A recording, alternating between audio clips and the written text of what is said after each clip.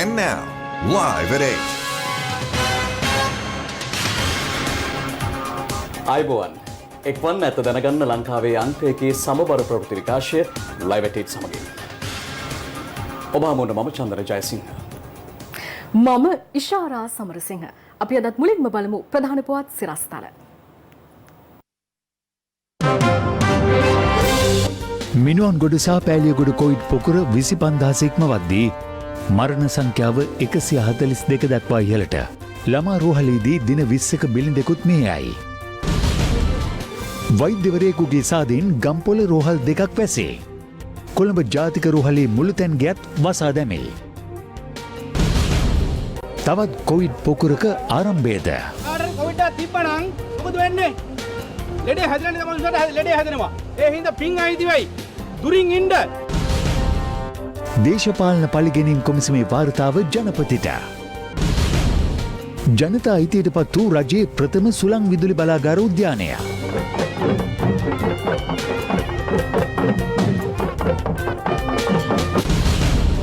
ඥාති ගැටලුවකින් උණුසුම් වූ පාර්ලිමේන්තුව. මම ඔබතුමාගේ නම දන්නෙත් නෑ. උත්තර දෙන්න. තමුතර සිකියුරිටියරේට නැද්ද?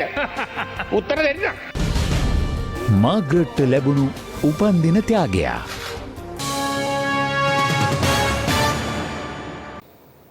කෑගල්ල උඩුමාගම ප්‍රදේශයේ දේශීය වෛද්‍යවරයෙකු COVID-19 රෝගය සඳහා නිෂ්පාදනය කර ඇති පානය අද එම පුද්ගලයාගේ නිවසේදී නොමිලේ බෙදා හැරුණා.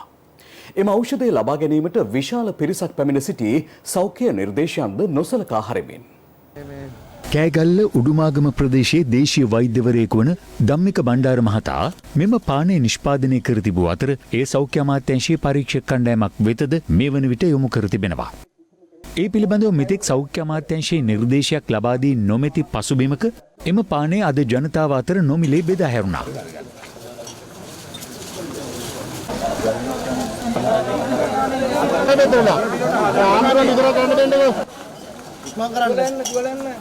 දින ගණනක් තිස්සේ මේ ගමට ඇවිදිලා පෝලිං වල ඉඳලා මේ පාර්ලිමේන්ත නිදියක ඉඳලා මේ ඖෂධය අරගෙන යන්න ආපු අය ඉන්නේ. ගෙවල් 500ක් උදෙසා තමයි අද අපි මේ පානේ මුල් වලට දෙන්න ලෑස්තිලා කරලා තියෙන්නේ. පානේ ලබා ගැනීම සඳහා විශාල පිරිසක් මෙලෙස පැමිණ සිටියේ COVID-19 පැතිරීම වැළැක්වීම සඳහා සෞඛ්‍ය අංශ ලබා දී ඇති නිර්දේශ පවා නොසලකා හරිමින්. මෙතන කාටරි කොවිඩ් තිබ්බනම් මොකද වෙන්නේ? ලෙඩේ හැදෙන්නේ තමයි ලෙඩේ හැදෙනවා. ඒ හින්දා පිං අයිතිවයි. දුරින් ඉන්න. කෙසේ වෙතත් පැමිණි පිරිස පාලනය කර ගැනීම සඳහා පොලිසිය දැඩි උත්සාහයකද නිරත වුණා.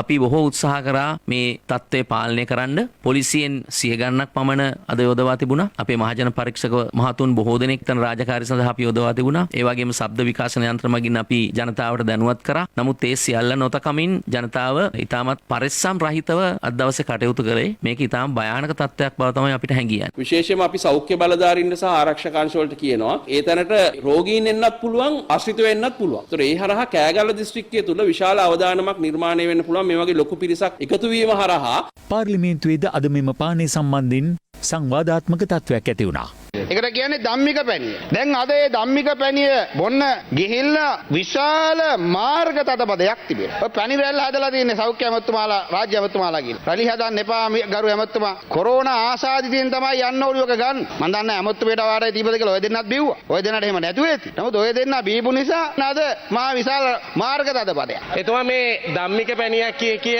දේශීය ඖෂධයකට අපහාස කරනවා. හැබැයි අලි එළවීමේ මන්ත්‍රයේ විපක්ෂ නායකතුමා කියනකොට අප්පුඩි ගහනවා. අලි එළවන එක ඒක විද්‍යාව. අපේ එක මිත්‍යාව. අපි මේ බෙහෙතේ පැණිය පිළිබඳව විවේචනයක් නැහැ. හැබැයි ඔයාලා මේක හොඳයිද නැද්ද කියලා කියන්න රටට. දැනට විද්‍යාත්මක පරීක්ෂණයක් කරගෙන යනවා. කොරෝනා වලට බෙහෙතක් හොයාගත්තා කියලා වාර්තා වෙනවා. ඒ බෙහෙත සායනික පරීක්ෂණ කීපයකින් හොඳ බෙහෙතක් හැටියට දැන් සනාථ වෙලා තියෙනවා. තවදුරටත් පරීක්ෂණ කරනවා. අන්න ඉතින් රජරට විශ්වවිද්‍යාලය ආශ්‍රිතව පර්යේෂණය කෙරෙන්නේ. මේ ලබන ඉරිදා විතර වෙනකොට ඒකේ අවසාන ප්‍රතිඵල ලැබෙනවා. අපි හිතමු මේ බෙහෙත සාර්ථකයි නම් ඒකේ බිව්වම කොරෝනා හැදෙන්නෙත් නැත්නම් හැදිච්ච අයට දවස් 3ක් බිව්වම හොඳත් වෙනවා නම් බෙහෙත හරිනම් පිළිගන්න වෙනවා ඒක. කෙසේ වෙතත් අදාළ පානය බෙදා හැරීමේදී නිරෝධායන නීති උල්ලංඝනය කර ඇතනම් නීතිය ක්‍රියාත්මක කරන බවයි පොලිසිය පැවසුවේ. ඒ සම්බන්ධව කෑගල්ල ජ්‍යෙෂ්ඨ පොලිස් අධිකාරිවරයාගෙන් වාර්තාවක් ඉල්ලා තියෙනවා. එවැනි තත්ත්වයක් ඇතිවීමට හේතු වගේම ඒ තත්ත්වය පාලනය කිරීමට හැකියාවක් නැතිබුණා නම් ඒ ගැන විමසලා වාර්තාවක් ඉල්ලා තිනවා. නමුත් කවුරු හරි කුමන හේතුවක් මත හරි ලංකාවේ පුරාවටම වසංගත ප්‍රදේශයක් බවට ප්‍රකාශයට පත් කරලා තියෙන වෙලාවේ නිරෝධායන රීතීන් වලට පටහැනිව කටයුතු කරලා තියෙනවනම් අපි ඒක අනුමත කරන්නේ. මේ අතර කෑගල්ල දිස්ත්‍රික් ලේකම් මහින්දේස් වීරසූරිය මහතා සෞඛ්‍යාංශ සහ අදාළ දේශීය වෛද්‍යවරයා සමග පැවති සාකච්ඡාවකින් අනතුරුව අදාළ පානය බෙදා හැරීම අත්හිටුවීමට තීරණය කර තිබෙනවා. රිජ්වේ ආර්යා ළමා රෝහලට ඇතුළත් කළ දින 20ක බිලිඳිකෝ අද COVID-19 ආසාදනය වීමෙන් මිය ගොස් ඇති බව එම රෝහලේ අධ්‍යක්ෂවරයා පවසනවා. මේ අතර ඊයේ වාර්තා වූ COVID-19 ආසාදිත මරණ දෙකත් සමග මෙරට සිදු වූ සමස්ත COVID-19 ආසාදිත මරණ සංඛ්‍යාව 142ක් දක්වා ඉහළ ගියා. මෙරටින් ඊයේ දිනේ වාර්තා වූ COVID-19 ආසාදිත මරණ දෙකම සිදුව තිබුණේ කොළඹ දිස්ත්‍රික්කෙන්. රජයේ ප්‍රවෘත්ති දෙපාර්තමේන්තුව පැවසුවේ එම මරණ දෙකම වාර්තා වී ඇත්තේද හෝමාගම මූලික රෝහලෙන් බවයි. ඒ අනුව නිශ්චිත පදිංචි ස්ථානයක් අනාවරණය වී නොමැති කොළඹ ප්‍රදේශයේ 62 වැනි පුද්ගලයෙකු මිය ගොස් ඇත්තේ කොළඹ ජාතික රෝහලේ සිට හෝමාගම මූලික රෝහල වෙත මාරු කර එවීමෙන් පසුවයි. ඔහුගේ මරණයට හේතු වී ඇත්තේ කොවිඩ් නියුමෝනියා තත්ත්වයක් බවයි රජයේ ප්‍රවෘත්ති දෙපාර්තමේන්තුව පැවසුවේ. කොළඹ 13 ජම්පටා වීදියේ 77 වැනි පුද්ගලයෙකුද කොළඹ ජාතික රෝහලේ සිට හෝමාගම මූලික රෝහල වෙත මාරු කර එවීමෙන් අනතුරුව මිය ගොස් තිබෙනවා. ඔහුගේ මරණයට හේතු වී ඇත්තේ COVID-19 ආසාදනය සහ දියවැඩියාව සමග ඇති වූ ලේ විෂවීමක්. මේ අතර රිජ්වේ ආර්යා ළමා රෝහලට ඇතුළත් කළ දින 20ක බිලිඳකු අද මිය ගිය අතර බිලිඳාට COVID-19 රෝගය ආසාදනය වී තිබූ බවයි රෝහල් අධ්‍යක්ෂ වෛද්‍ය ගරුසිංහ විජේසූරිය මහතා සඳහන් කළේ. අද උදෑසන 4ට පමණ කුඩා දරුවෙකු මෝදුර ප්‍රදේශයේ දවස් 20ක පමණ වයසේ දරුවෙකු මේ රෝහලට රැගෙන ආවා. ඒ ගේන අවස්ථාවේදී ඉතාමත්ම අසාධ්‍ය තත්ත්වයේ දරුවා හිටියා. ඒ වගේම වෛද්‍යවරුන් මේ අවස්ථාවේදී පරීක්ෂා කිරීමේදී අපිට දැනගන්න ලැබුණා මේ දරුවා ඉතාමත්ම අසාධ්‍ය තත්ත්වයේ ඉන්නවා. ඒ වගේම නියුමෝනියා තත්ත්වයේ තියෙනවා කියලා. හුස්ම ගන්න අපහසු තත්ත්වයෙන් හිටියා. ඒ අවස්ථාවේදී මේ දරුවාට කෘත්‍රිම ශ්වසනය ලබා දීම සඳහා බටයක් ඇතුළත් කිරීමේදී ඒ බටය තුලිනුත් සැරව ගලාගෙන ආවා. ඒ අනුව තදබල ලෙස නියුමෝනියා වැළඳී ඇති බව සාහවු වුණා. ඒ සමගම මේ දරුවා අපි වැඩිදුර ප්‍රතිකාර සඳහා දැඩි සත්‍යාරකයට ඇතුළත් කරා ළමා රෝහලේ. එහිදී ප්‍රතිකාර ලබා ගත්තා. ඒ අවස්ථාවේදී අපි කොරෝනා පරීක්ෂණයක් කරාම කොරෝනා තියෙන බවට අපිට සනාථ වුණා. ඉන්පසුව දවස් 4 පමණ දරුවා මිය ගියා. කෙසේ වෙතත් මවගේ පියාගේ කොරෝනා ආසාදනය නැති බවට අපිට වාර්තා වෙනවා. මේ අතර ඊයේ වාර්තා වූ COVID-19 ආසාදිතයන් 703 දෙනාගෙන් 371 දෙනෙකුම වාර්තා වී ඇත්තේ කොළඹ දිස්ත්‍රික්කයෙන්. මීට අමතරව ගම්පහ දිස්ත්‍රික්කෙන් ආසාදිතයන් 102 දෙනෙකු සහ කළුතර දිස්ත්‍රික්කෙන් ආසාදිතයන් 64 දෙනෙකු වාර්තා වී තිබෙනවා. අම්පාරින් ආසාදිතයන් 51ක්, හම්බන්තොටින් ආසාදිතයන් 46ක්, මහනුවරින් ආසාදිතයන් 25ක් සහ නුවරඑළියෙන් ආසාදිතයන් 22ක් ඊයේ වාර්තා වුණා. ඒ අනුව මිනුවන්ගොඩ පෑලියගොඩ COVID-19 පොකුරෙන් වාර්තා වී ඇති සමස්ත ආසාදිතයන් සංඛ්‍යාව ඊයේ 25000 ඉක්මවා ගියා. ගම්පොළ ශික්ෂණ රෝහලේ වෛද්‍යවරයෙකුට COVID-19 ආසාදනය වීම හේතුවෙන් එම රෝහලේ බාහිර රෝගී අංශය හදිසි ප්‍රතිකාර ඒකකයේ සහ වාට්ටු කිහිපයක් తాවකාලිකව වසා දමා තිබෙනවා. ඊට අමතරව රෝහලේ සිටි ගැබිනි මව්වරුන්ව මහනුවර ජාතික රෝහල, පේරාදෙණිය ශික්ෂණ රෝහල සහ නාවලපිටිය මූලික රෝහල වෙත මාරු කර යැවීමටයි රෝහල් බලධාරීන් කටයුතු කර ඇත්තේ. අකුරණ ප්‍රදේශයේ පදිංචි අදාළ වෛද්‍යවරයාගේ බිරිඳ මීට පෙර COVID-19 ආසාදිතව කරාපිටිය රෝහලට ඇතුළත් කර ඇති අතර වෛද්‍යවරයාද PCR පරීක්ෂණයකට ලක් කර තිබුණා. එම වෛද්‍යවරයා PCR පරීක්ෂණයේ ප්‍රතිඵල ලැබීමට පෙර ගම්පොළ ශික්ෂණ රෝහලේ වෛද්‍යවරුන් පිරිසක් සහ හෙදහා කනිෂ්ඨ කාර්ය මණ්ඩලයේ පිරිසක් වෙනුවෙන් සාද දෙකක් පවත්වා ඇති බවට වාර්තා වනවා. ඉන් අනතුරුවයි එම වෛද්‍යවරයා COVID-19 ආසාදිතයෙකු ලෙස තහවුරු වී ඇත්තේ. ඒ අනුව අදාළ සාදවලට සහභාගී වූ වෛද්‍යවරුන් 50 දෙනෙකු, හෙද කාර්ය මණ්ඩලයේ 19 දෙනෙකු, කනිෂ්ඨ කාර්ය මණ්ඩලයේ 13 දෙනෙකු සහ රෝහල් පොලිසිය 4 දෙනෙකු නිරෝධායනයට යොමු කිරීමටයි සෞඛ්‍යාංශ පියවරගෙන ඇත්තේ. ගම්පොළ පෞද්ගලික රෝහලක වෛද්‍යවරුන් වෙනුවෙන් සාදය පවත්වා ඇති අතර එම පෞද්ගලික රෝහලද తాවකාලික වසදම ඇති බවයි අප වාර්තාකරු පැවසුවේ. බහුතරයක් ජනතාව මේ නිරෝධායන නීතියට අවනත වෙද්දී සුළු පිරිසක් කරන වැරදි නිසා මුළු සමාජයක්ම මුළු රටක්ම අවධානයට ලක් වෙන්න පුළුවන්. ඒතර ඊයේ දවස්වල ඔය වාර්තා වෙච්ච සිද්ධියත් අවාසනාවන්ත සිද්ධියක්. සිද්ධියක්. අපි හැමෝම දන්නවා සාමාන්‍යයෙන් වෛද්‍යවරයෙක් රෝහලේ යම් කාලයක් සේවය කළා සමු ගැනීමක් සිද්ධ කරනකොට ඒ සමන් එක සුහදව කටයුතු කර පිරිසට පොඩි සංග්‍රහයක් සිද්ධ කිරීම සාමාන්‍ය සිරිතක්. ඒකට අපි තේරුම් ගන්න ඕන දේ තමයි මේ වෙලාව එකට ගැළපෙන වෙලාවද අපි සම්ප්‍රදායන් රැකගෙන ඉස්සරහට යන්න ගැළපෙන වෙලාවද. ඒ නිසා අපි විශේෂයෙන්ම සියලු දෙනාට මතක් කරනවා වෛද්‍යවරුද අනිත් සෞඛ්‍යකාර මණ්ඩලයේද දේශපාලඥයන්ද ආයතන ප්‍රධානීන්ද රටේ සාමාන්‍ය ජනතාවද ආගමික නායකයන්ද මේ හැම දෙනාටම මේ මොහොතේදී පනවලා තියෙන මේ මාර්ගෝපදේශ පොදුයි. ඒ නිසා මේ මාර්ගෝපදේශ වල පිටින් ගිහිල්ලා වැඩ කරන්න උත්සාහ කරන තැන්වලදී කොවිඩ් තමයි ජයගන්නේ. අඹගම සෞඛ්‍ය වෛද්‍ය නිලධාරී කාර්යාලය යටතේ පාලනය වන ප්‍රදේශවලින් COVID-19 ආසාදිතයන් 35 දෙනෙකු වාර්තා වී තිබෙනවා. ඉන් 29 දෙනෙකු වාර්තා වී ඇත්තේ දැනට සංචාරණ සීමා පනවා ඇති ගිනිගත් හේන කෙනිල්වත්ත බ්ලැක් වෝටර් කොටසින්. දඹුල්ල ආර්ථික මධ්‍යස්ථානයේ සේවය කරන පුද්ගලයෙකුද COVID-19 ආසාදිතයෙකු ලෙස හඳුනා ගැනුණා. අදාළ පුද්ගලයා COVID-19 ආසාදිතයෙකු බවට දැනුම් දෙන අවස්ථාවේදීත් ඔහු එම ආර්ථික මධ්‍යස්ථානයේ සේවය කරමින් සිටියේ මෙලෙසින්. ඈලියගොඩ දෙවුරුම් පිටියංගලුම් කර්මාන්ත ශාලාවෙන් හඳුනාගත් COVID-19 ආසාදිතයන්ගේ ආශ්‍රිතයන් 14 දෙනෙකුද අද ආසාදිතයන් ලෙස හඳුනාගත්තා. ඒ අනුව අදාළ කර්මාන්ත ශාලාවෙන් මේ වන විට හඳුනාගෙන ඇති සමස්ත ආසාදිතයන් සංඛ්‍යාව 220ක්. අද දිනේ COVID-19 ආසාදිතයන් 454 දෙනෙකු සුවය ලබා රෝහල් වලින් පිටත්ව ගොස් ඇති අතර ඒ අනුව සුවය ලැබූ සමස්ත ආසාදිතයන් සංඛ්‍යාව 21258ක්. COVID-19 ආසාදිතයන් හමුවීමත් සමග කොළඹ ජාතික රෝහලේ මුළුතැන්ගේ වසා දමා ඇති බව සමස්ත ලංකා සෞඛ්‍ය වෘත්තීය සමිති සම්මේලනයේ පවසනවා. අද දින වන විට මුළුතැන්ගේ සේවය කරපු කාර්ය මණ්ඩලයෙන් 15 දෙනෙකුට ආසන්න ප්‍රමාණයක් කොරෝනා රෝගීන් බවට හඳුනාගෙන තිබෙනවා. ඒ තත්ත්වය තුළ අද හවස සිට රෝහලෙන් රෝගීන්ට ආහාර නිකුත් කිරීම ඇතුළු කාර්ය මණ්ඩලයට ආහාර නිකුත් කිරීම යන මේ සියල්ලම නවතා දැමීමට කටයුතු කරලා තිබෙනවා. මුළුතැන්ගේ සම්පූර්ණයෙන්ම වසා දැමීමට ලක් වෙලා තිබෙනවා. දැනට හුදකලා කර ඇති දෙමටගොඩ සියපත් සෙවන නිවාස සංකීර්ණයේ පදිංචිකරුවන් පිරිසක් අද විරෝධතාවක නිරත වුණා. පත්තනගල්ල යෝන් සේනාංක කඳවුරේ ක්‍රියාත්මක නිරෝධායන මධ්‍යස්ථානයේ රඳවා සිටින පුද්ගලයන්ගේ මානසික සුවය වෙනුවෙන් ඊයේ සංගීත ප්‍රසංගයක් පැවැත්වුණා. එම ප්‍රසංගයේ සංවිධානය කර තිබුණේ ගම්පහ නගර සභාව, නිට්ටඹුව පොලිසිය සහ ප්‍රදේශීය සංගීත සංවිධානයක් ඒකාබද්ධවයි.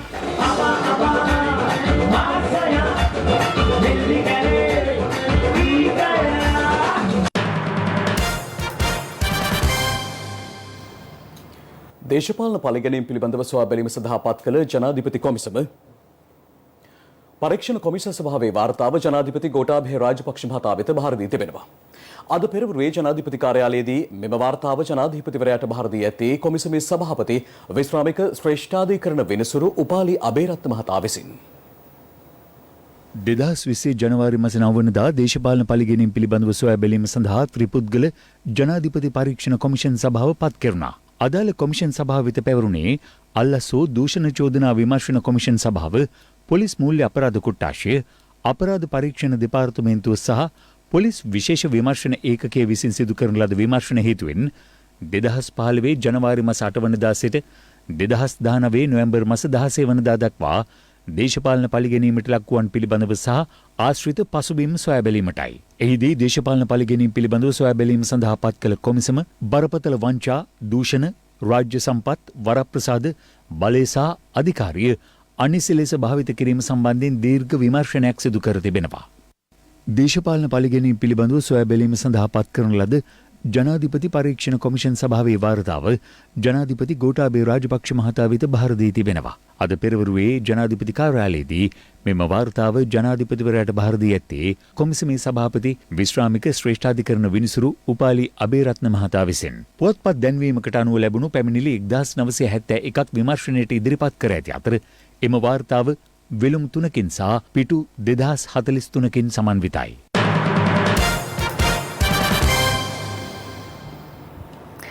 පුනර්ජනනීය බලශක්ති ක්ෂේත්‍රයේ නව්‍ය වෙනසක් ඇති කරමින් මෙරට ප්‍රථම සුළං විදුලි බලාගාර උද්‍යානය අග්‍රාමාත්‍ය මහින්ද රාජපක්ෂ මහතා අතින් අද ජනතා අයිතියට පත් කෙරුණා. තම්බ පවණී ලෙස නම් කර ඇති මෙම සුළං විදුලි බලාගාර උද්‍යානය හරහා මෙගාවොට් 103ක විදුලි බලධාරිතාවක් ජාතික විදුලි බල සැපයුමට එක් කිරීමට අපේක්ෂිතයි.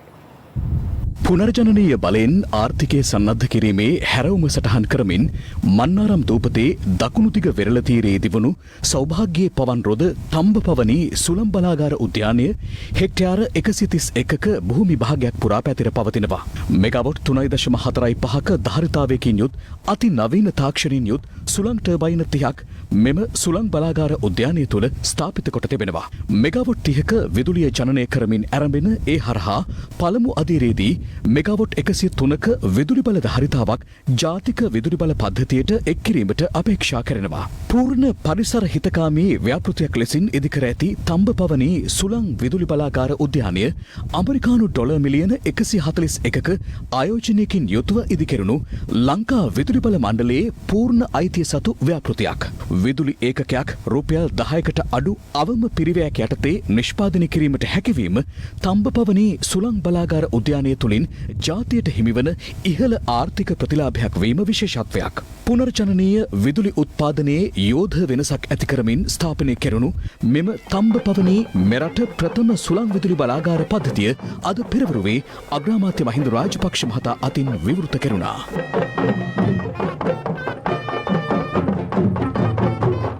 70%ක පුනර්ජනනීය බලශක්තියෙන් මේ අපි ජාතික විදුලි බල පද්ධතිය පෝෂණය කරොත් එහෙම අපට පුළුවන්කම ලැබෙනවා ජනතාවට අඩු මුදලට විදුලිය ලබා දීම පමණක් නෙමෙයි රටේ ආර්ථිකය ශක්තිමත් කරගන්න විශාල හයියක් වෙනවා. මුළු ලෝකයේම පොසිල ඉන්ධන අත්තරලා ස්වභාවික ශක්තියින් කෙරෙහි දියුණු රාජ්‍යයන් සමත් රාජ්‍යයන් ගමන් කරන වෙලාවේ ශ්‍රී ලාංකීය රාජ්‍ය සෞභාග්‍ය දැක්ම ඇතුලේ ඉතා මැනවින් සපත කරලා තියෙනවා කොහොමද අපි ඒ දිහාට වර්තනය වෙන්නේ කියලා. මිත්‍රෝනි මන්නාරම කියන්නේ ඉරිදි දිග වගේම ඊශාන දිග මෝසම දෙකේදීම හොඳට සුළං ලැබෙන ප්‍රදේශ. ඒ වගේම සංක්‍රමණික පාක්ෂීන් විශාල සංගමයේ හරහා තමයි ලංකාවට පැමිණෙන්නේ. ඒ සතුන්ගේ හිරියාරයක් නොවන පරිද්දෙන් මේ සුළං පිටි එකවර නවතා දැමෙන රේඩාර් පද්ධතියකුත් සවි කරලා තියෙනවා කියලා දැනගන්න.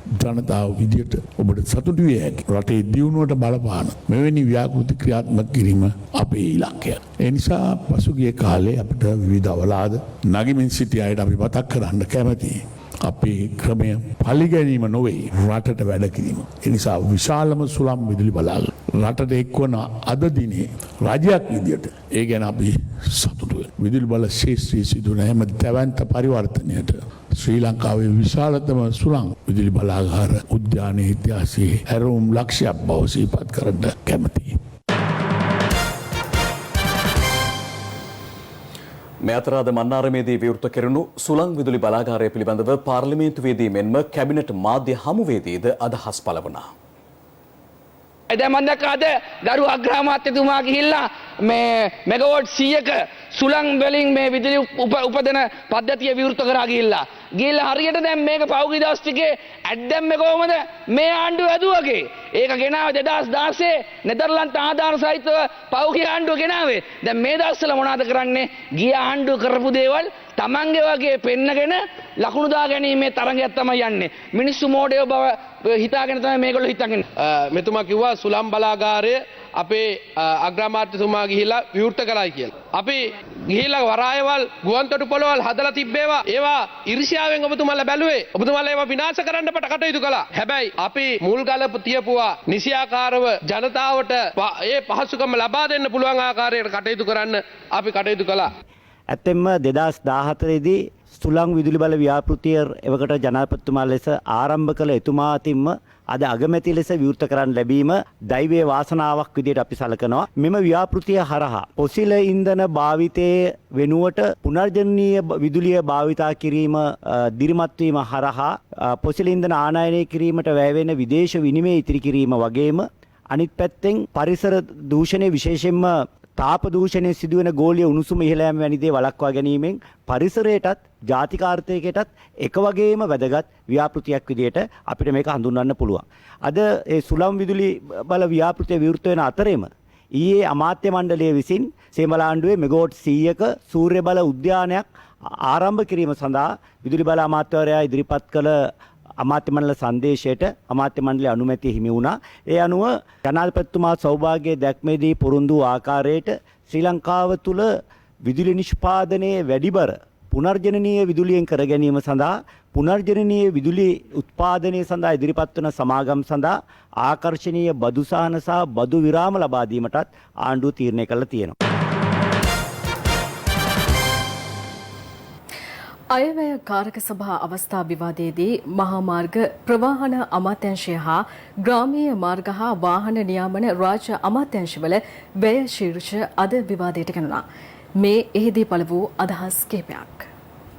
ඉදිකිරීමට යෝජිතව පැවතුණු සැහැල්ලු දුම්රිය සංක්‍රමණික මාර්ග පද්ධති ව්‍යාපෘති LRT හෝ එහි කොටසක් අත්හිටුවීමට රජය තීරණය කර තිබේද? ඒ සඳහා කැබිනට් මණ්ඩල අනුමැතිය හිමි වී තිබේද? ඒ ව්‍යාපෘතිය නතර කිරීමට කැබිනට් මණ්ඩලය තීරණය කරලා තිබෙනවා. තුමන්ලාගේ රජයේ යටතේ ඒ අදූරදර්ශී ණය ගැනීමේ ක්‍රියාවලි පිළිවෙල නිසා රටේ ණය අනුපාතය දළදේශ නිෂ්පාදිතය අනුපාතයක් හැටියට ප්‍රතිශතයක් හැටියට 87 දක්වා වැඩි වුණා. හම්බන්තොට වරායට ණය පොලිය ගත්තේ 6%යි. මම මේ කතා කරන්නේ 0.1ක ණයක් ගැන. අඩු තරමෙන් අපි 3% හෝ 6% හෝ ණයක් අරගෙන ඇමරිකානු ඩොලර් 1100ක් වියදම් කරලා වරායක් හැදුවා. ඔබතුමාලා හදපු දෙයක් නැහැ. පොඩි වලක්වත් කපලා සෙල්ලම් බෝට්ටුවක්වත් දාලා නැහැ. මම දන්නවා ඔබතුමා කොළඹ ප්‍රදේශයේ ඉන්නකොට ඉහළ මාළේ ඉන්නකොට මොරගහ කන්ද ව්‍යාපෘතිය ඔබතුමාට පේන්නේ නැතුව ඇති. මොරගහ කන්ද ව්‍යාපෘතිය මුල ඉඳලම අග දක්වා අපේ කාලවකවානුව තුල ක්‍රියාත්මක වුණේ. මොරගහ කන්ද ව්‍යාපෘතිය පටන් ගත්තේ මහින්ද රාජපක්ෂ මැතිතුමාගේ කාලේ. ගරුව විපක්ෂ නායකතුමා You mentioned my name. You pointed at me. මංගාව තියෙනවා මේ පොත නිවාඩ් කබ්‍රාල් මැතිතුමාට මම තැපැල් කරලා යවන්නම්. මේකේ තියෙන අපේ කාලේ කරපු ව්‍යාපෘති ටික නැව් නැති වරායවල් ගුවන් යානා නැති ගුවන් තොටුපළවල් ඒ වගේම කැලෑවල් වල ක්‍රිකට් ක්‍රීඩාංගන සම්මන්ත්‍රණ ශාලාවල් ඒ කෝටි ගානක ණය ගෙවන්න උනේ අපට. Honorable Cabral is leaving. Cabral නියෝජ්‍ය මැතිතුමා කතා කළා. That's not a point of order. Ajith Nivard Cabraal මැතිතුමා කතා කරන පස්සේ මෙතුමයි කතාව අහගෙන ඉන්නෝ. එතුමා උත්තර දුන්නේ ගරු විපක්ෂ නායකතුමාගේ ප්‍රශ්නකට. මොන ලෝකෙද කියලා තියෙන එතන ඉන්න ඕනේ කියලා. Thank you. ඔබතුමා වයර් මාර්ග කරන උදේ පාන්දර. කබීර් කසිම්. අපි කැමති නෑ තමුන්නාන්සලා ෆේල් වෙලා රටම ෆේල් වෙනවට. ඒ නිසා රට ෆේල් නොකර O level පාස් වෙනවා වගේ ඉදිරි අවුරුදු තුනේවත් කයිය ගහන්න නැතුව වැඩේ ගොඩ දාලා රට හරි මාරට ගෙනියන්න කියලා අපි ඉල්ලා හිටිනවා. මරික්කාර් මන්ත්‍රීතුමාට කොයිතරම් ලැජ්ජා වෙලාද කියලා දැනුණා මේ කතාව අහගෙන ඉඳද්දි. ඇත්තටම ඔබතුමාට 2015 පාර්ලිමේන්තු මැතිවරණේ ඔබතුමාට රනිල් වික්‍රමසිංහ මැතිතුමා ඔබතුමාට යම් මුදලක් ගෙනත් දුන්නා. මතකද මන්ද ඒක? ඔරු කියන්නේ නැතුව ඇත්ත කියන්නේ? ඔබතුමාලා හැමෝටම ඔබතුමාලාගේ පක්ෂ නායකතුමා මේ ඔබතුමාට මේ මහින්ද මාත්‍යා ගෙනත් දුන්නා වගේ අපිට ගෙනත් දීලා නැහැ. හරිද? බොරු කියන්නේ බා මන්ත්‍රීතුමා. සල්ලි ගෙනත් දුන්න ඔබතුමාලා සියලු දෙනාට ලක්ෂ 50කට වැඩි මුදලක් බෙදුවා. ඒ බෙදුවේ මන්ත්‍රීතුමා මේ රටේ මිනිස්සුන්ගේ සල්ලි. අපේ කිරියල්ල මැතිතුමා ඔබතුමා මොකද කළේ? මහා මාර්ග අමාත්‍යාංශයේ සියලු කොන්ත්‍රාත් ඔබතුමාලාට කියන්න ඕනේ පහුගිය කාල සීමාවේදී කැන්ඩි කන්ස්ට්‍රක්ෂන් කියන සමාගමකින් අපි අහන්න කැමති කවුද මේ කැන්ඩි කන්ස්ට්‍රක්ෂන් කියන සමාගමේ අධ්‍යක්ෂකවරු හැටියට කටයුතු කළේ කියලා. ඔබතුමා කැන්ඩි කන්ස්ට්‍රක්ෂන් කියන සමාගමක් ගැන කතා කරුවා. මම එහෙම දෙයක් ගැන දන්නේ නැහැ. ඔබතුමාගේ ඉල්ලීමක් කරනවා ඒකේ අධ්‍යක්ෂක මණ්ඩලයේ නම් ටික පාර්ලිමේන්තුවට ඉදිරිපත් කරන්න කියලා. මේවා පට්ටපල් බොරු. සාමාන්‍යයෙන් පළවෙනි වතාවට පාර්ලිමේන්තුවට ආවම අන්තිම පේලේ ඉන්නට ලියලා දෙනවා මොනවද කියන්න. මම ඔබතුමා ගැන අනුකම්පා කරනවා. මොකද අපිත් ආපු කාලේ අපිට කොන්ත්‍රාත් එක දුන්නා. නෑ ප්ලීස් දැන් මම ඔබතුමා ඩිස්ටර්බ් කරුවේ නෑනේ. නෑ ඔබතුමා මම ඔබතුමාගේ නම දන්නෙත් නෑ. උත්තර දෙන්න. තමුතර සිකල්ටේරියට දෙන්න. උත්තර දෙන්න. මම මේ පාර්ලිමේන්තුවේ විතරක් නෙවෙයි ලෝක පාර්ලිමේන්තුවේ වාර්තාවක් තියලා තියෙනවා. මගේ බැංකුවල තියෙන සල්ලි ගාන මම හෙලි කෙරුවා. ඔබතුමා හෙලි කරන්න බැංකුවල තියෙන සල්ලි. පස්සේ මගේ නෝනා මට බැන්න. මේ නිත්‍යානුකූල හම්බ කරලා තියෙනවා හෙලි කෙරුවා කියලා. අපි මේ තුත්ති ගසල්ලල්ලා ආපු නෙවෙයි. මම අභියෝග කරනවා ආණ්ඩු පක්ෂයේ මන්ත්‍රීවරුන්ට තමන්ගේ බැංකුවල තියෙන සල්ලි හෙලිදරව් කරන්න කියලා. පුළුවන්ද? බොරු අභියෝග දාන එක බොරු වැඩක්. ඒ නිසා මේ මුදල් කොච්චරද තිබ්බනේ මුදල් හොරකම් කරපු මිනිහා ඉතින් account එකේ දාන තියාගන්නේ නැහැ. මහා බැංකුවේ හොරකමෙන් තමුන්නාන්සට බේරෙන්න බෑ. මහා බැංකුවෙන් හොරා කාපු වල සල්ලි ගෙනාවේ ලොරියක සිරිකොතට. කබීර් හෂීම් මන්ත්‍රීවරයා තමයි ඒ සල්ලි බෙදුවේ. ලංකාවේ ඉන්න හැම සංවිධායකටම මිලියන 5 10 මිලියන 15 සල්ලි බෙදුවා. ඒක හිටපු මලික් සමරවික්‍රම ආවේ ගමන් සල්ලි පටවන වෑන් එකකින් පැනලා ගියා ටක් ගාලා අරගෙන. එයාගේ කොමිස් මුදල. මේවා තිත්තාත්ත සිරිකොතේ ඉන්න අය දන්නවා. අගමැතිතුමගේ ලේකම්වරු දන්නවා. මේ ඔක්කොම අපිට කියලා තියෙන්නේ. මේ සමගි කියන්නේ UMP කියන්නේ ඔය ඔක්කොම එකයි. සල්ලි ගත්ත නැති එක්කෙනෙක් නැහැ. ඒක තමයි ඇත්ත. කවුරු හරි හිතනවා නම් මේ පහර දීලා පන්දන් අරන් ගිහිල්ලා මොන හරි කරලා ආණ්ඩු කරලන්න පුළුවන් කියලා. ඒක කරන්න හම්බෙන්නේ නැහැ. සුවසැරිය සේවාව නවතා දැමීමේ අවදානමක් පවතින බව වැඩ කරන ජනබලය සංවිධානය අවධාරණය කරනවා. මෙම සේවාව රැක ගැනීම හා සේවාවෙන් පහ කළ පිරිස යලි සේවයේ පිහිටුන ලෙසට බල කරමින් අද නිහඬ විරෝධතාවක්ද රාජගිරියේදී පැවැත්වුණා. පසුගියදා පැවැතු මාධ්‍ය හමුවකදී සුවසැරිය ගිලන් රථ සේවාවේ පවත්නා ගැටලු හෙළිකිරීම හේතුවෙන් එහි සේවකයන් 3 දෙනෙකු මීට සති 2කට පෙර සේවයෙන් ඉවත් කරනු ලැබුවා. ඊට එරෙහිව සේවකයන් මානව හිමිකම් කොමිසමට මෙන්ම කම්කරු කාර්යාලයටද පැමිණිලි කිරීමට පියවරගෙන තිබෙනවා. මේ අතරතුර සුවසැරී සේවාව සුරකීම සඳහා වෘත්තීය සමිති රැසක නියෝජිතයන් එක්ව වැඩ කරන ජනබලයේ සංවිධානයේ ලෙස සංවිධානයක් පිහිටුවා පවතින ගැටලු බලධාරීන්ට අවධාරණය කර සිටියා. අපි මේවා තමයි කතා කරේ. මේවා මේ තත්ත්වෙන් තියෙන්නේ මේ අබලන් වෙලා තියෙන්නේ මේකකින් රෝගීක් වැටෙන්න පුළුවන්. මේවා ඉක්මනට පිළිසකර කරලා දෙන්න කියලා තමයි අපි කිව්වේ. එහෙත් ඊට මෙතෙක් නිසි ප්‍රතිචාරයක් නොලැබීම හමුවේ අද රාජගිරිය සුවසැරී මූලස්ථානයේ ඉදිරිපිට නිහඬ විරෝධතාවක්ද සිදු කරනු ලැබුවා.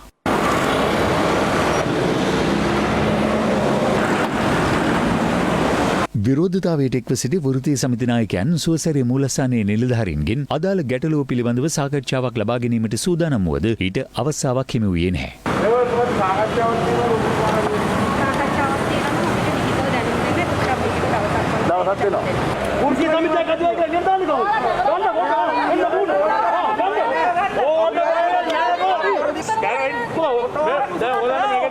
දෙන්න පුළුවන්ද? අපිට ලිඛිතව දෙන්න කියලා. පැවති තත්ත්වය පාලනය කිරීමට පොලිසියටද මැදිහත් වීමට සිදු වුණා. නිකන් ඉල්ලන්න තියෙක ඇත්ත. නමුත් මොකක් හරි සමජ නෑ මෙතන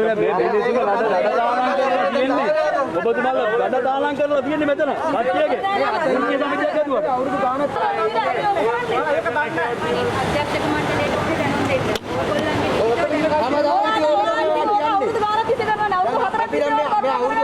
මේගොල්ලන් කියනවා යම් කිසි ඉල්ලීමක් තියෙනවා නම් මේගොල්ලන්ගේ සාකච්ඡාවක් තියෙනවා නම් ලියුමක් දීලා දෙන්න. තාමත් ලියුමක් දුන්නා. එහිදී වැඩ කරන ජනබලයේ සංවිධානය විසින් අදාළ ගැටලු සාකච්ඡා කිරීමට දිනයක් ලබා දෙන ලෙස ඉල්ලා සංදේශයක්ද බාර දීමට පියවර ගනු ලැබුවා.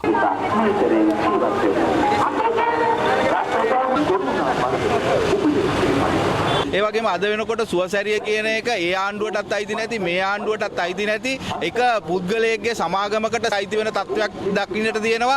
අපිට සැකයක් තියෙනවා රජයට උවමනාවක් තියනවද මේ සුවසැරිය වහගන්න කියලා. රජයට මේක බරක්ද මේක වහගන්නද මෙවැනි ප්‍රශ්න වලට මැදිහත් වෙන්නේ නැත්තේ කියන කාරණාවත් අපි විමර්ශනය කරනවා. ඔබ යලිත් ලයිව් එකේ සමගින් කොවිඩ් වසංගතය හමුවේ හුදකලා කළ ජනතාවට දිගින් දිගටම සරණක් වන්නට ස්වර්ණශ්‍රී සත්කාර පෙරමුණගත් බව දැන් කාටත් නොරහසක්. අදත් කොවිඩ් වෛරසය හමුවේ හුදකලා කළ බොරැල්ල සිරිස්සර උයනේ ජනතාවට ස්වර්ණශ්‍රී සත්කාර දයාබරත්වයේ දෑත දිග වුණා.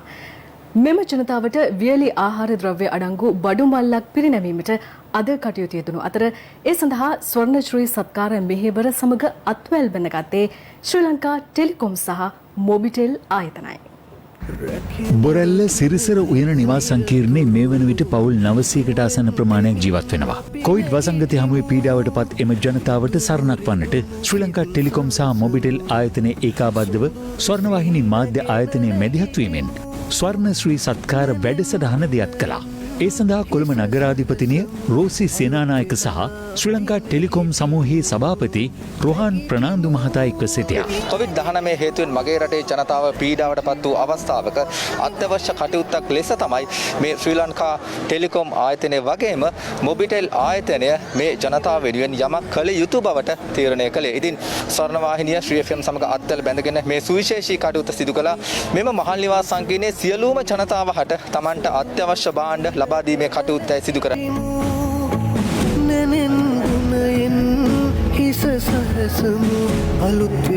ගොඩාක් අසරණ වෙලා හිටියේ. ගොඩක් පින් මොකද මිනිස්සු ඊට වෙලා වගේ ඉන්නේ. මේ කරු ප්‍රජා සත්කාරයට වැඩි වැඩියෙන් ලැබෙන්න ඕනේ. හදවතින්ම සතුටු වෙනවා මේ ස්වර්ණවාහිනී ආයතනයට ශ්‍රී ලංකා ටෙලිකොම් සහ මොබිටෙල් ආයතනය හා එක්ව දියත් කෙරෙන මේ ස්වර්ණ ශ්‍රී සත්කාර වැඩසටහනට මම හදවතින්ම ස්තුති කරනවා. ලංකාවේ ප්‍රමුඛතම sannivedana නියමුවා හැටියට මේ ජනතාවට අපෙන් sannivedana පහසුකම් පමණක් නෙමේ ව්‍යසනයට පත් වෙලා ඉන්න වෙලාවක අපේ අත උත දෙන්නේ නැත්නම් ඒ අපේ මනුස්සකමක් නෙමේ ඒක. ඒ හින්දා අපි හිතුවා නොමසුරුව මේ කොටු වෙලා ඉන්න ජනතාවට යම්කිසි උපකාරයක් කිරීම සඳහා මේ කටයුත්තට දායක වෙන්න. ඒ කටයුත්තට දායක වීම ලැබීම ගැන අපි බොහොම සන්තෝෂ වෙනවා. ඉදිරියටත් අපි මේ කටයුත්ත කරගෙන යාමට බලාපොරොත්තු වෙනවා. අපිට ලබා දෙන්න බැරි වෙච්ච බොහොම ටෙලිකොම් ආයතනයේ විසින් තියෙන අරගෙන ඒ තීරණය මත තමයි අද මේක සැබෑවක් හැටියට හාල් කිලෝ 10ක් ඒ වගේම වේලි ආහාර හර පාර්සලයක් පිරිසර උයන මහල් නිවාස සංකීර්ණයේදී අද බෙදා හරින සමාජ සත්කාරයට සමාජයේ වෙනුවෙන්ම අප කැපවී කටයුතු කරන ආයතන ගණනාවක් මෙදිහත් වෙලා මේ ආකාරයෙන් මේ සමාජ සත්කාරයට දායක වෙනවා. ස්වර්ණවාහිනී ශ්‍රී FM මාධ්‍ය දායකත්වයෙන් ඒ අනුග්‍රහයෙන් ස්වර්ණවාහිනී සමග අත්වැල් බැඳගත් ශ්‍රී ලංකා ටෙලිකොම් සහ මොබිටෙල් සමගින් අප හෙට දවසෙත් ඔබේ මහල් නිවාස සංකීර්ණයට පැමිණ ඔබට අවශ්‍ය වියලි ආහාර පාන ලබා දීමට අපි සූදානම්. දැන් තවත් දේශීය පොතක්. පසුගිය ආණ්ඩුව සමයේ විවිධ රාජ්‍ය නොවන සංවිධානවල නියෝජිතයින් නිරන්තරයෙන් අපරාධ පරීක්ෂණ දෙපාර්තමේන්තුවේ රැඳී සිටි බව ත්‍රස්ත විමර්ශන කොට්ටාසේ හිටපු අධ්‍යක්ෂ නියෝජ්‍ය පොලිස්පති නාලකද සිල්වා මහතා අද ප්‍රකාශ කළා. ඒ පාස්කු ප්‍රහාරය සම්බන්ධයෙන් විමර්ශනය කරන ජනාධිපති පරීක්ෂණ කොමිෂන් සභාව හමුවේ සාක්ෂි ලබා දෙමින් කොමිසම හමුවේ සාක්ෂි ලබා දෙමින් ත්‍රස්ත විමර්ශන කොට්ටාසේ හිටපු අධ්‍යක්ෂ නියෝජ්‍ය පොලිස්පති නාලකද සිල්වා මහතා සඳහන් කළේ මානව හිමිකම් කොමිෂන් සභාව අපරාධ පරීක්ෂණ දෙපාර්තමේන්තුවේ එවකට ජ්‍යෙෂ්ඨ නියෝජ්‍ය පොලිස්පති රවි සෙනවිරත්න සහ එවකට අධ්‍යක්ෂ ජ්‍යෙෂ්ඨ පොලිස් අධිකාරී ශානි අබේසේකර සිය පරීක්ෂණවලට නිරන්තරයෙන් බලපෑම් එල්ල කළ බවයි. යම් සැකකරුවෙකු අත්අඩංගුවට ගත්තට පස්සේ ඔවුන්ගේ දෙමව්පියන් පැමිණීමටත් පෙර මානව හිමිකම් කොමිෂන් සභාවේ නිලධාරීන් පැමිණ පැයක පමණ කාලයක් සැකකරු සමග සාකච්ඡා කරනවා. ඉන්පසු සැකකරුගෙන් ප්‍රකාශයක් ලබා ගැනීමේදී විවිධ ගැටලු ඇති වුණා. එලෙස බලපෑම් කළේ පොදු අරමුණක් ඇතිවද පෞද්ගලික අරමුණක් ඇතිවද යන්න පැහැදිලි නැහැ. එමෙන්ම ජාතික තෞහිද් ජමාත් නායක සහරාන් හෂිම් සම්බන්ධයෙන් විමර්ශනය කළ ත්‍රස්ස විමර්ශන කොට්ටාශයට අනුයුක්තව සේවය කළ නිලධාරියෙකු අපරාධ පරීක්ෂණ දෙපාර්තමේන්තුව විසින් එල්ල කළ විවිධ බලපෑම් හේතුවෙන් මේ වන විට මානසික රෝගියෙකු බවට පත්ව ඇති බවත් සාක්ෂි ලබා දෙමින් නාලකද සිල්වා මහතා සඳහන් කළා. සහරාන් අත්අඩංගුවට ගැනීමට සැලසුමක් සකස් කරලා තිබියදී මගේ වැඩතහනම් කළා. මම අනිවාර්ය නිවාඩු යවා ඇති බව දැනුවත් උනේත් පුවත්පත් හරහා. අද වනතුරු මාව වැඩතහනමට ලක් කර ඇති බවට ලිපියකින්වත් දැනුම් දීලා නැහැ. සහරාන් ඇතුළු පිරිස කිසියම් ප්‍රහාරයක් දියත් කිරීමට සැලසුම් කරමින් සිටින බවට වන බුද්ධි තොරතුරු ඔබට ලැබුණා නම් ගනු ලබන පියවර කුමක්ද යන්න කොමිෂන් සභාවේ සභාපතිවරයා සාක්ෂිකරුගෙන් විමසුවා. මම ඒ ගැන දැනුවත් වුණා නම් වහාම ඒ පිළිබඳව පොලිස්පතිවරයා දැනුවත් කරලා අවශ්‍ය නිසි පියවර ගන්නවා. ලැබුණු තොරතුරු අනුව රටපුරා මෙහියුම් දියත් කරලා ඔවුන් අත්අඩංගුවට ගැනීමට හැකියාව තිබුණා. අඩුම තරමින් ප්‍රහාරයට පෙර සහරාන්ගේ ඡායාරූපය පුවත්පත් මගින් හරි ප්‍රසිද්ධියට පත් කළා නම් ඔහුව අත්අඩංගුවට ගැනීමට හැකියාව තිබුණා. 2005-2015 අතර කාලයේ පැවති ආණ්ඩුව තමන් ඇතුළු නිලධාරීන්ට රාජකාරී කරගෙන යන්න අවශ්‍ය ශක්තිය ලබා දුන්නා. ඒත් පසුගිය යහපාලන රජය යටතේ එවැනි නිදහසක් තිබුණේ නැහැ. ප්‍රතිද්‍රස්ස පනත් කෙටුම්පත සකස් කිරීමේදී ඉතා හොඳ යෝජනා ඊට ඇතුළත් කළත් එම කෙටුම්පත තුළ ඒ කිසිදු යෝජනාවක් අන්තර්ගත වුණේ නැහැ. මා ගැන විමර්ශනයට දැක්වූ උනන්දුව සහරාන් පිළිබඳව සිදු කළ විමර්ශනවලට දැක්වුවා නම් ඉතා සාර්ථක ප්‍රතිඵල අත්කර ගැනීමට හැකියාව තිබුණා.